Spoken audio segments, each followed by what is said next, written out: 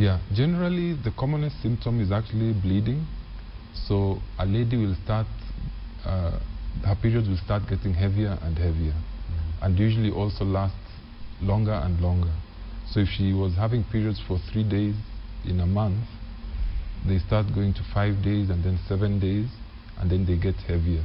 So she has to use more and more pads per day for the bleeding. So that's the commonest symptom, and of course it would cause anemia, because as she loses more and more blood then she gets anemic. Okay. Other symptoms are not as common, but they can get pain.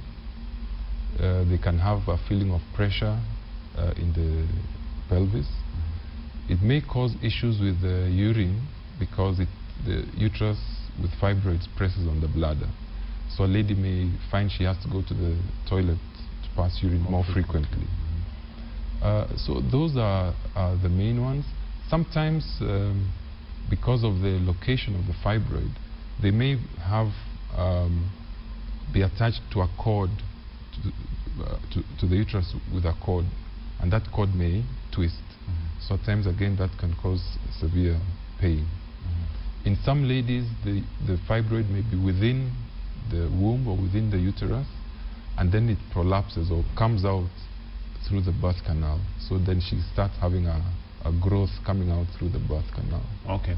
Now you mentioned that one of the symptoms is heavy periods, and I'm sure there are probably other causes that could be linked to heavy periods, which may not necessarily be fibroids.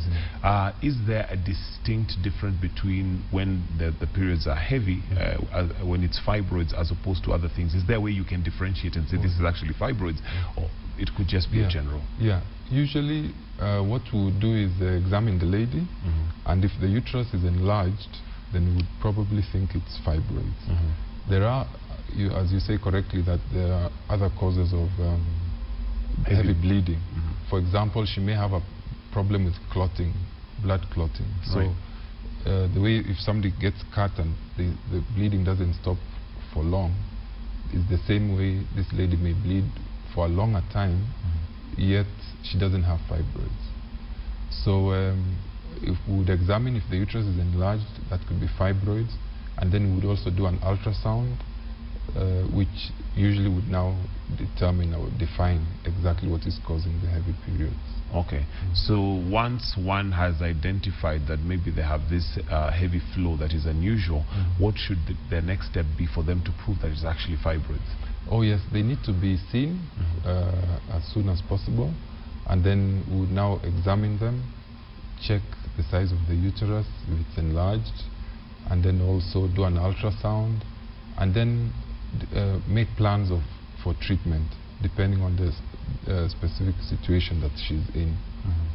Sometimes medical care is very expensive, and you know, when you talk about ultrasounds and one having to visit a doctor, sometimes it sounds like it's a very technical kind of thing. Is this something that, you know, your local GP can identify? And secondly, are there some ways that you can actually tell, even before you go to the doctor, that, you know, chances are that these are fibroids? Yeah, the local GP would definitely be able to diagnose that the lady has fibroids or not. The lady herself, it may be a bit difficult for the lady to know what. Yes. Okay. So the GP would examine and then probably still send for an ultrasound.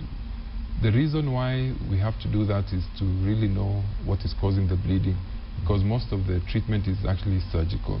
We need to perform surgery, and so we need to perform surgery when we are 100% sure